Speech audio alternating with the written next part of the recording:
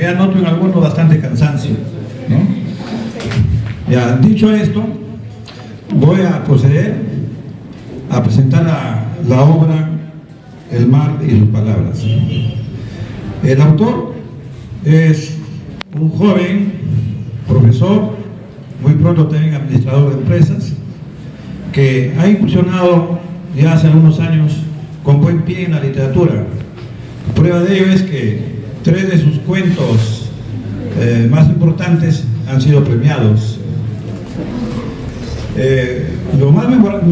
Hablar de Willy me demoraría más tiempo, pero yo nomás quiero decir los más saltantes, sus obras más saltantes, y de ahí remitirme de frente ya al comentario de la obra que nos presenta ahora. El cuento que a mí más me ha impresionado de Willy, conjuntamente con el que voy a presentar esta mañana, es el titulado A la puerta del infierno, donde Willy nos muestra pues que en la literatura no hay límites de espacio, de tiempo, de raza ni de idiomas. Él, como si fuera ya un consagrado escritor, en ese cuento que lo publicó hace ya creo 6 años, refiere un episodio de la infausta guerra que el que arregla el caos en el mundo, que es Estados Unidos, así se autodenomina, infirió a Irak, un pueblo pequeño, donde dejó desolación, muerte, hambre, miseria, mutilados, y que nuevamente ha retomado en estos días estas potencias imperialistas, inhumanas. Bueno, este cuento me gusta mucho de Willy. Fue premiado en un concurso a nivel regional. Y posteriormente también tiene otro cuento ambientado en Irak, en países árabes, que se titula El sol de Irak es otro sol, y también gana un premio ya a nivel nacional. O sea que estamos frente a un joven que ya es una promesa dentro de los nuevos escritores que se han ido forjando a través de los años aquí en el Valle de Jetepec. Otro escritor, narrador también, que ha dado un paso importante con su último cuento en narración, que es un cuento que se llama Cerrazón.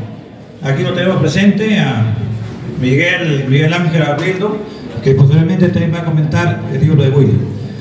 Bueno, ya no quisiera decir más contextos ni paratextos, porque ya queda muy poco tiempo, y voy a tener de frente el comentario al libro que Willy nos presenta. En el mar y sus palabras, me he olvidado los lentes.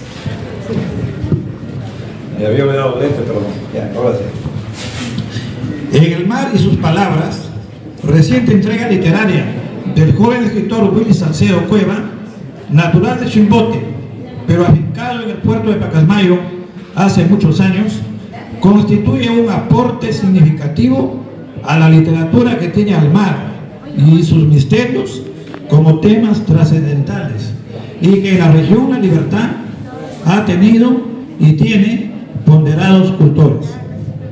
El mar y sus palabras reúne 3 relatos: un cuento, El fantasma del puerto, y 2 leyendas: El llanto del ahogado y la otra, El ancla de oro. El gran amor que Willy siente por Pacasmayo y sus playas lo ha motivado a que hurgue en su historia en busca de sucesos factibles de ser llevados a la ficción literaria, tarea que le es bastante grata y placentera, y en la que emplea los recursos literarios necesarios para plasmar textos atractivos por lo que cuentan y por los mensajes que se captan sin dificultad. El fantasma del puerto es una narración ambientada en la época en que Pacasmayo tenía un intenso comercio de importación y exportación, el mismo que determinaba el arribo de barcos mercantes, trenes y foráneos, descollando entre estos últimos los marineros peruanos y de diversas naciones.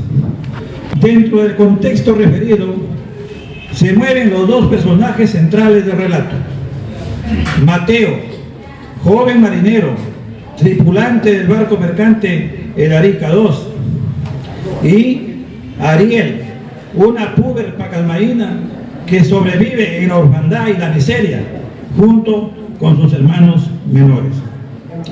Mateo es un joven apuesto, centrado y bastante mesurado en sus aventuras de hombre de mar en busca de diversión en los puertos que visita. Ariel, o sea la joven, es huérfana, pobre, escuálida, que se prostituye para sobrevivir, y que las peripecias que pasa la han convertido en una joven osada, intrépida y obstinada. El encuentro de Mateo y Ariel no es placentero para ninguno, y parece insostenible un diálogo entre ambos. A través de sus palabras, Ariel pretende convencer a Mateo para que tenga sexo con ella, pero al marino esta idea le repugnaba. Después de algunas situaciones frustrantes y diálogos entrecortados, Mateo se interesa por ella, pero no como un objeto sexual, sino como persona, en la que aún se podrían operar cambios en su actitud ante la vida. Por ello es que, antes de huir de Ariel, sin que ésta se dé cuenta, le introduce por el pecho una taleguita con una cantidad considerable de dinero. Al ser descubierta la talega por la joven, esta piensa que para reunir esa cantidad de plata, posiblemente habría tenido que acostarse con más de 1000 hombres. Cual su ángel salvador, Mateo logra que Ariel enrumbe su vida por el progreso a través del trabajo y la educación. En este relato, Willy comunica su esperanza en la transformación de las personas mediante la solidaridad y la educación. El gran escenario de los sucesos que se refieren en las dos leyendas es el mar, las playas pacasmaínas, el Techito, el Faro y Junco Marino, y otras playas de la zona de Cherrepe, al norte de Pacasmayo. En el llanto del abogado asume el rol de héroe legendario, Mascanavaja, intrépido e incansable nadador y hábil pescador, protagonista de memorables sucesos, como enfrentar a una temible tintorera y desgarrarle las aletas, o, arriesgando su vida, salvar de morir ahogada a una hermosa jovencita de nombre Madeleine Cartobel, quien pasado algunos años llegó a ser coronada Miss Mundo en 1967. Mascanavaja, temerario, osado, siempre vencedor, no le teme al peligro, al cual lo enfrenta todos los días. Sin embargo, una tarde veraniega, será vencido por el fuerte oleaje marino, cuando retornando con otros pescadores en su nave repleta de pescado, esta naufraga. Entonces, Mascanavaja ayuda a ponerse a salvo a uno de ellos y decide hacer lo mismo con otro que no podía salir a flote por tener un brazo trabado en las redes. Mascanavaja, sin dilación, con la finalidad de salvarlo, le cercena dicho brazo, pero la víctima malinterpreta lo sucedido y en lugar de cumplir las órdenes de su salvador, comienza a cuestionar su conducta, se angustia y prácticamente acelera el ahogamiento y consecuente muerte de ambos.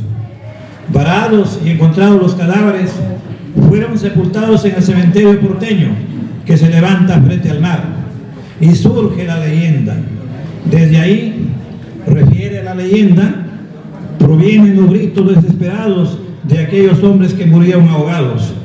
Los pescadores no dejan de oír estos tristes lamentos en la oscuridad de la noche, acompañados de la visión de seres caminando sobre las aguas, vestidos de blanco, dirigidos por el clamor de Mascanavaja, buscando su próxima víctima para llevársela al más allá.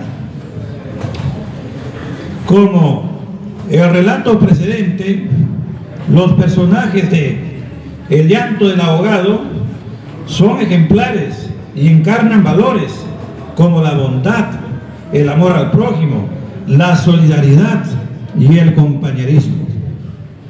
En la otra leyenda, el ancla de oro, las acciones que enriquecen la dignidad humana están ausentes, y en su lugar, los hechos que se narran nos remiten a personajes que buscan saciar su codicia y avaricia por el dinero, simbolizado este último por un ancla de oro.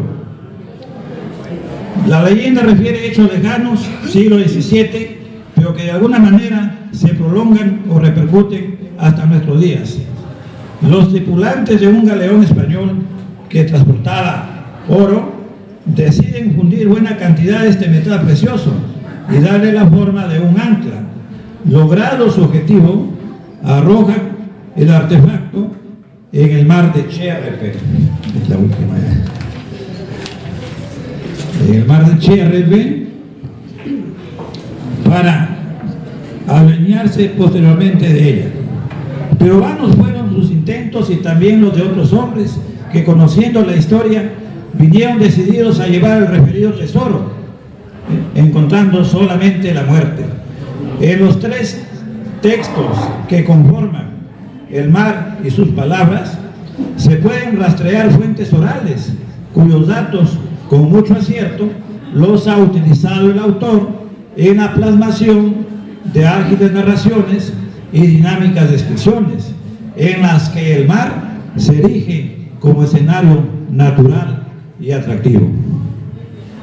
Por lo referido, el mar y sus palabras se suma a un buen grupo de textos de temática marina, escritos por autores liberteños, como el pionero en estos temas, el pacalmayino Horacio Alberrera, sus libros Cantos de Mar y Soledad, Crepúsculos, el ascopano Alcides Pelusín, con su poemario titulado La nave dorada, el gran poeta salaverrino Alfredo Torres Ortega, que no llegó a publicar el libro, pero que en los periódicos trujillanos, La Industria, La Reforma, podemos encontrar muchos de sus hermosos textos inspirados en el mar.